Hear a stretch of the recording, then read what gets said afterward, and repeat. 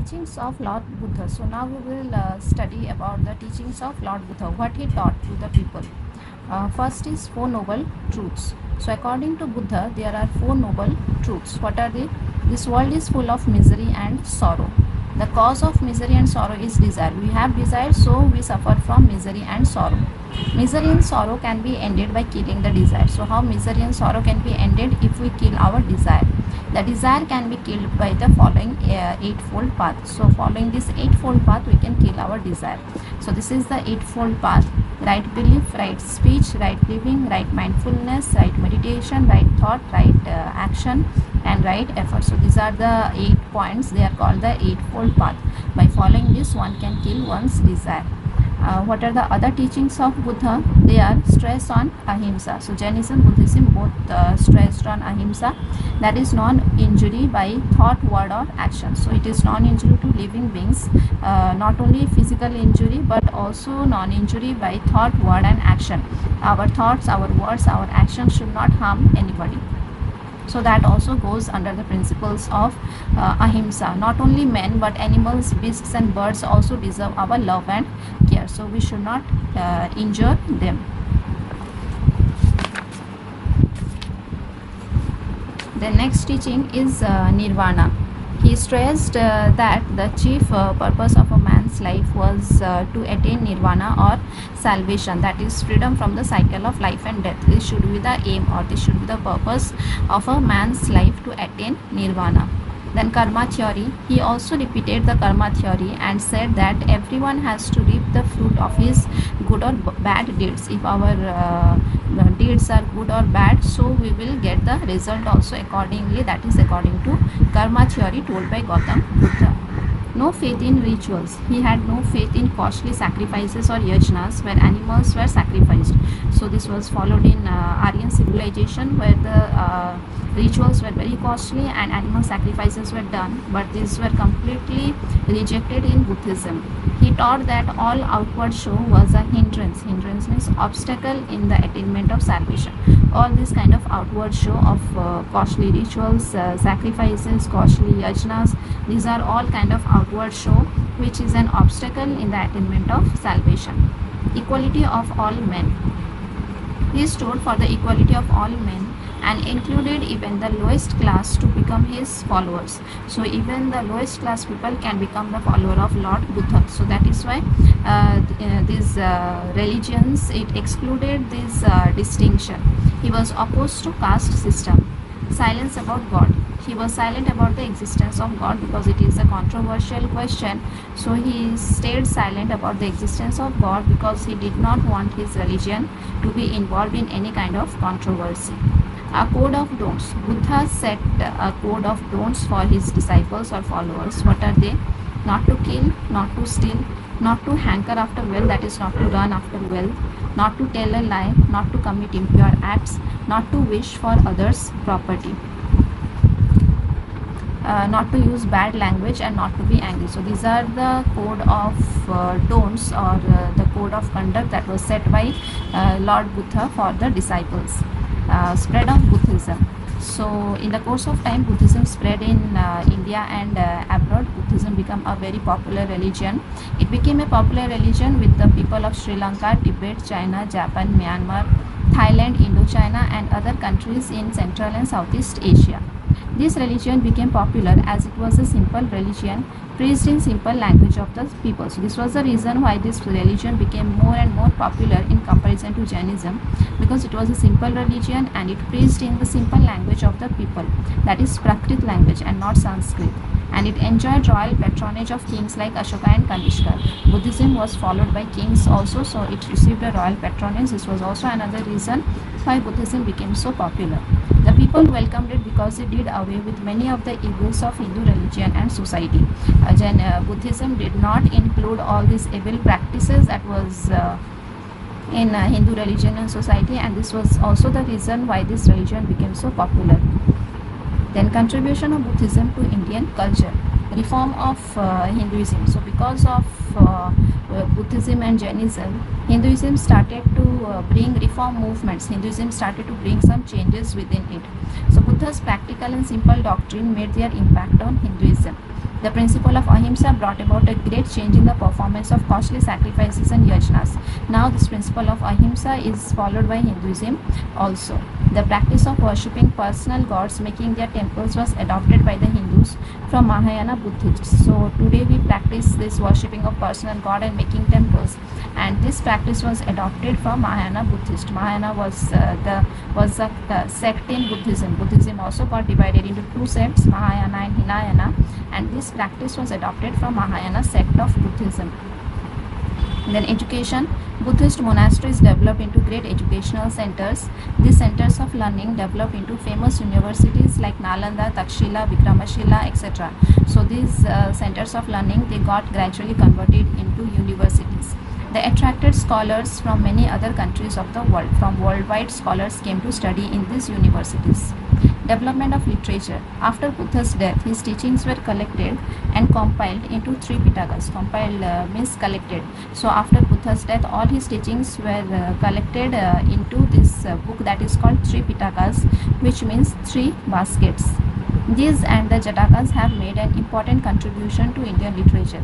Jatakas is also a very important Buddhist literature which tells us about the life story of Lord Buddha. So this comprises, Tripitakas and Jatakas comprises very rich Indian literature regarding Buddhism. Then Buddhist art and architecture. The stupas at Sanchi, Barhut and Amravati, the stone pillars of Ashoka and the cave temples at Kanheri, Kalle and Nasik have given the best features of Buddhist art and architecture. These are very famous Buddhist art and architecture. The stupas, the stone pillars, these are very famous Buddhist art and architecture. Two kings who did much to spread Buddhism were Ashoka and Kanishka. So these were the two kings who did a lot to spread Buddhism. Kanishka was a great patron of Buddhism. He was a great follower as well as preacher of Buddhism. He embraced Buddhism when he met the famous Buddhist monk Ashwaghosha. So after meeting Ashwaghosha, he was a Buddhist monk. After that, Kanishka embraced Buddhism. He helped spread Buddhism far and wide by giving liberal grants and donations for the construction of Buddhist viharas, monasteries, stupas and other monuments. He used to give grants, means funds and donations for construction of Buddhist architectures. Under his patronage, the last council of the Buddhist scholars was convened in Kashmir. So under the patronage of Kanishka, the last Buddhist council was called in Kashmir. It was during this time that the Buddhists became divided into two sects, Hinayana and Mahayana. So during this Buddhist council that was convened in Kashmir, it was the time when Buddhism got divided into two sects, Hinayana and Mahayana. The Gandhara school of art made great progress under him. Now we will start with the exercise. So A1, who was the founder of Jainism? Answer is Vardhamana Mahavira. Who were Tirthankaras? So for that, the answer is in page 56.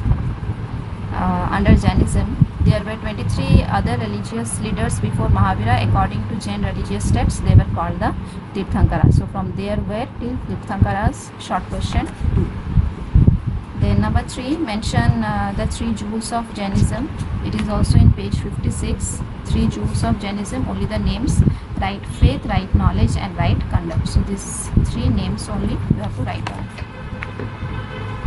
Mention any 2 regions of India which are followers of Jain religion. Page 56.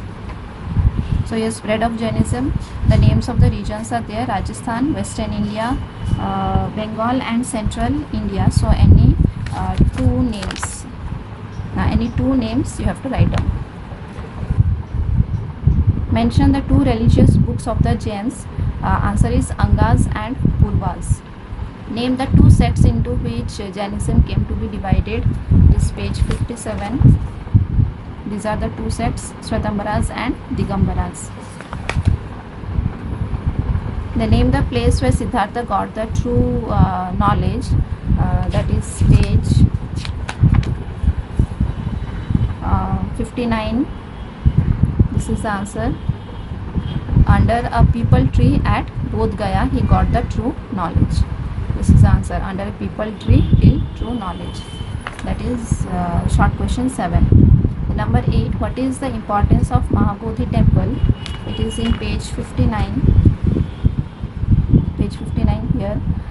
This temple is said to have been built on the site where Buddha meditated and got enlightenment. So this is the answer, from this temple till enlightenment. This is the answer of short question 8. Then number 9, mention any 4 principles of the Eightfold Path of Buddhism. So it is page 59. So here the 8 points are there. So among them any 4 points you will write down. That is the answer 9. Short question 9. Then number 10, name any 2 countries of the world which are followers of Buddhism. Page 16. Spread of Buddhism, first point, from Sri Lanka to Indochina. So any 2 from here, from Sri Lanka to Indochina, any 2 names you have to write down. That is short question 10. Then long answer type questions. Number 1, the 6th century BC was a period of religious revolutions. Analyze the statement. It is page 55. So this first paragraph you will write down point wise. First point, the 6th century BC till world. This is first point, from the 6th century BC till world, first point. Second point, it was an age when great religious teachers, philosophers and thinkers lived. Second point. Third point, their ideas made revolutionary changes in all aspects of life. Third point. Fourth point, Zoroaster in Persia and Confucius in China preached new doctrine. So this is fourth point. Total 4 points. What were the major causes of rise of Jainism and Buddhism? So that is answered. The answer is in page 55. These causes for rise of Jainism and Buddhism. These points are there. So any 4 points you have to write down. Any 4 points. Then describe the teachings of Mahavira. Page 56. Teachings of Mahavira. So you will give first heading 3 jewels. After giving this heading, you will write down, from the main aim of a man's life is to attain salvation, moksha. This can be achieved by following the 3 jewels or 3 ratnas, namely right faith, right knowledge and right conduct. So first the heading you have to write down. After that this explanation. The next heading will be 5 vows. After giving the heading 5 vows, these 5 points you have to write down. So that is B3. Then B4, describe the teachings of Buddha. Page 59, teachings of Buddha. So here are the points: 4 noble truths, then stress on ahimsa, then nirvana, karma theory, no faith in rituals, equality of all men, silence about God, a code of don'ts. So total 7 points are there. From these 7 points, any 4 of your choice. Any 4 points. But there should be heading with explanation. This heading should be written, then the explanation. Total 4 points. Explain the contribution of Buddhism to Indian culture. Page 61, contribution of Buddhism to Indian culture. So first point, reform of Hinduism. Heading will be reform of Hinduism. Explanation will be from Buddhas till Yajnas. Then second point, heading will be education. Explanation will be Buddhist monasteries developed into great educational centers like Nalanda, Takshila, Vikramashila, etc. Then third point, development of literature. Explanation will be from after Buddha's death till Tripitakas. Then the last heading will be Buddhist art and architecture. Explanation will be the stupas at Sanchi, Barhut, Amravati have given the best features of Buddhist art and architecture. So total 4 points. The next question, mention the contribution of Jainism to Indian culture. Page 57, contribution of Jainism to Indian culture. Again heading with explanation. So first heading is growth of vernacular language. Explanation is from Jainism has made a significant contribution till Gujarati. Second point, art and architecture. Explanation is many artistic monuments till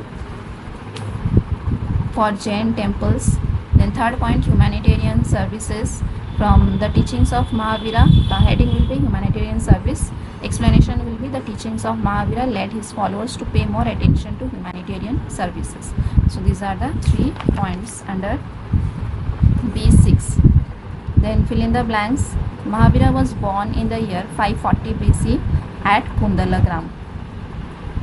Second number, Mahavira's father's name was Siddhartha and his mother name was Trishala. Mahavira's number 3, Mahavira's father was the chief of Kshatrika tribe while his mother belonged to Lichavi tribe. The number 4, the Buddha's father was the chief of Shakya tribe. Number 5, Dash was the real name of Buddha, Siddhartha. Then match the following. Tirthankaras, 24 teachers of Jainism. Swetambara, those who wore white dress. Digambara, those who remained naked. Great Renunciation, the event of Buddha leaving home. Kevalalajana, the highest knowledge Mahavira had attained. Then true false.